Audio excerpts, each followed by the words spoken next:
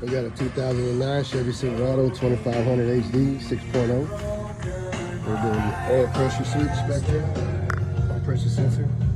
A lot of people prefer doing this with the intake on. I don't. I like removing the intake. No special swivels or little bitty arms to get back there. You got a clear view of it. Good shot. And all that is required to do is the first step is you're going to remove your fuel pressure out of the fuel system. There's little fuel rails up here. I just placed them over here because it's light rain and didn't want it to get wet. But remove the fuel pressure out of that valve right there. You got 4 8mm holding the fuel rail to the intake. And then on the actual intake itself, you got a retainer that's on this far back bolt. I believe it's the second to the last bolt right there. And it's a little retainer that actually holds it on there too. So you gotta loosen that bolt up to slide the retainer off and then get you a little pry bar, pop off the fuel rail. And then your evap lines, you wanna remove those. PCV. I went ahead and took the purge cylinder all the way off right there. Unplug your fuel injectors. Unplug the battery primarily. Unplug throttle body. Unplug the map sensor on top. This one. There we go. Right here. Unplug that.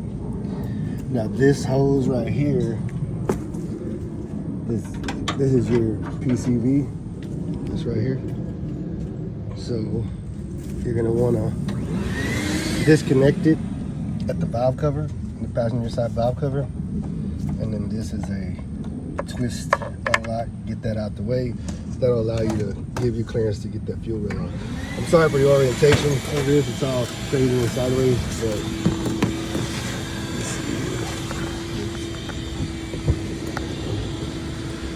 all right, that's better. So that's how the intake sits on the vehicle. This will sit in there and connect to the driver's side valve cover.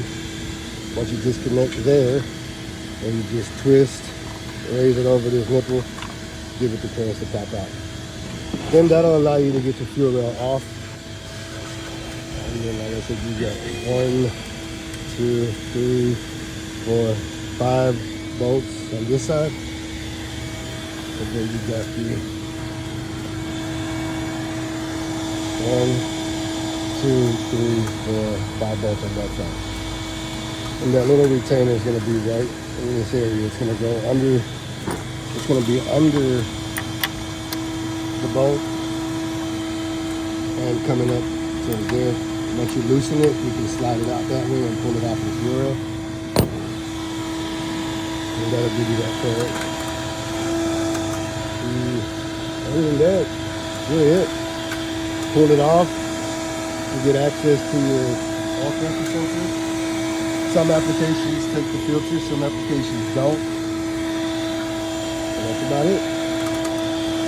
Clean out that intake, clean out the valley, put it all back together, and torque it. I'll let you know the torque stroke right here. The thing I forgot to mention is to disconnect your alternator wire from the alternator. Boom, swing it over that way, let your throttle body clear, come up and out. Everything is back together. For the most part, we still gotta put the intake tube and plastic cover. But these are your torque specs and the sequence. 44 first pass, 89 second pass, that's your sequence.